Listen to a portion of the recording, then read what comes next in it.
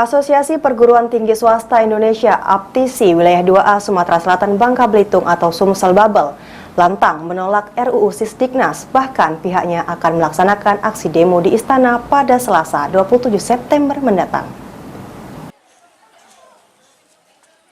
Asosiasi Perguruan Tinggi Swasta Indonesia (APTISI) Wilayah 2A Sumatera Selatan Bangka Belitung atau Sumsel Babel lantang menolak RUU Sisdiknas.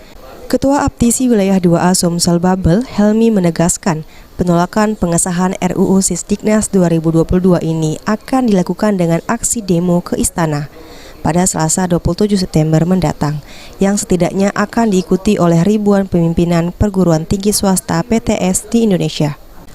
Adapun beberapa tuntutan yang akan disampaikan, diantaranya meminta untuk dihentikan pengesahan RUU Sistem Pendidikan Nasional Sisdiknas, hapus LAM PT yang bersifat bisnis dan komersial, serta uji kompetensi kesehatan dikembalikan pada masing-masing perguruan tinggi, dan meminta untuk kembalikan Undang-Undang Nomor 14 Tahun 2005 tentang guru dan dosen. Mengingat undang-undang ini sebagai pengakuan dan penghormatan pemerintah terhadap profesi dosen maupun guru sebagai profesi yang mulia. Nomor 14 tahun 2005 itu guru dan dosen itu dinilai diakui oleh negara dan dihargai oleh negara sebagai profesi yang mulia. Maka dia mendapat tunjangan, salah satunya. Bukan menjadi tunjangan namanya tunjangan profesi guru, tunjangan profesi dosen, dan ada tunjangan profesor. Artinya ini bentuk pengakuan pemerintah, penghargaan. Namun di dalam undang-undang yang baru ini, itu tidak ada lagi, dihilangkan. Bahwa itu guru dan dosen itu dianggap sebagai karyawan dan buruh. Kalau untuk dosen, guru-guru dosen pegawai negeri, nanti dia akan mendapat gaji, penghasilan, istilah dalam undang-undang ini, dan pengaturannya diselaraskan dengan undang-undang ASN.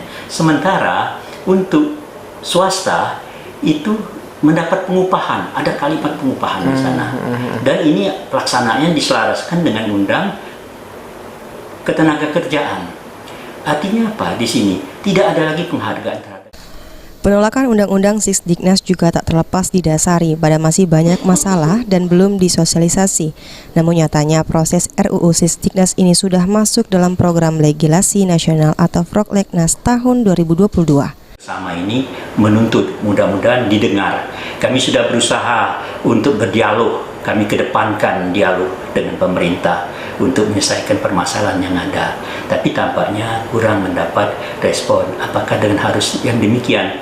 Kami sudah berbicara dengan Komisi 10 kemarin dan beberapa waktu yang lalu, mudah-mudahan ada jalan keluarnya. Tapi satu hal lagi, sebagai insan pendidikan, kami mengharapkan bahwa penetapan Undang-Undang Sisdiknas yang baru ini jangan terburu-buru.